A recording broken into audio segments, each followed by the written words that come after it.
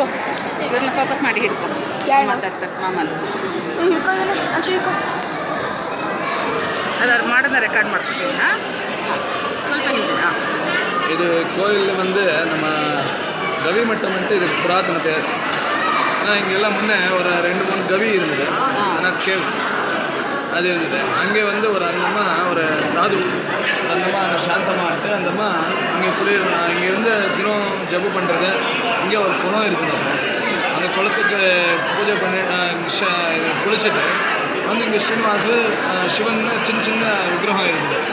அது ரெண்டுத்துக்கும் பூஜை பண்ணிவிட்டு அப்போதான் இருந்தாங்க. அது ரொம்ப காலமாக. அப்போ எல்லாம் என்னன்னாக்கா இந்த காடு மாதிரி இதெல்லாம் அப்போ எல்லாம் இந்த பக்கத்துலேருந்து இந்த சாதுகளெல்லாம் இங்கே மலை மாதேஸ்வரம் சாமுண்டி இந்த பக்கம் எல்லாம் யாத்திரை போகிறப்போ ராத்திரி வேலைக்கு இங்கே வந்து தங்கியிருந்து இங்கே சாப்பாடெல்லாம் முடிச்சுட்டு பெருமாளுக்கெல்லாம் பூஜை பண்ணிவிட்டு அந்த விக்கிரகங்களுக்கு இங்கே குளத்தை குளிச்சுட்டு மறுநாள் காலையில் அவள் யாத்திரை மூவ் பண்ணிட்டு இருக்காங்க. அப்படி ஒரு இது அதான உடனே அதான ஒரு சில நாளுக்கு என்னாச்சு கொஞ்சம் பெங்களூர் இம்ப்ரூவ் ஆவா இங்கே இது சுமார் 80s பிஃபோர் 80s. அதான பிற்பாடு ஒரு கொஞ்சம் நம்ம இங்கே நாராயண சுவாமிஜின்ட்டு ஒருத்தர் இருந்தார்.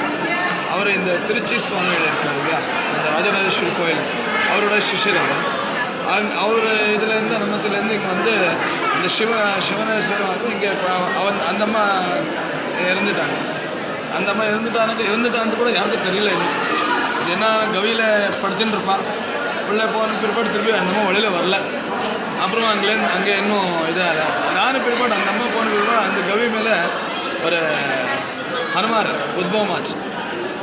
அந்த ஹனுமார் பூஜை பண்ணுறதுக்காக அவர் வந்துட்டு இருந்தார் நாராயண சுவாமிஜி. அதை பார்த்துட்டு இங்கே சின்ன 2 மூர்த்திகள் இருந்தப்போ அது ஸ்ரீனிவாசரை பார்த்து அப்புறமா இந்த இங்கே ஸ்ரீனிவாச கோயில் பண்ணணும் பெருசாக அப்படின்ட்டு அவர் சங்கல்பம் பண்ணி அப்போலேருந்து ஸ்ரீனிவாசரை ஃபஸ்ட்டு இவ்வளோ பெரிய 12 அடி ஸ்ரீனிவாசர். அப்போ பெங்களூருக்கெல்லாம் 3 ஸ்ரீனிவாச கோயில் தான். ஏன்னா கோட்டை ஸ்ரீனிவாசர் இது ஒன்று, இங்கே இதில் வயாலிக்காவில் வெங்கடரங்கபுரம் அந்த கோயில், இது 3 தான் அப்போது இருந்ததெல்லாம்.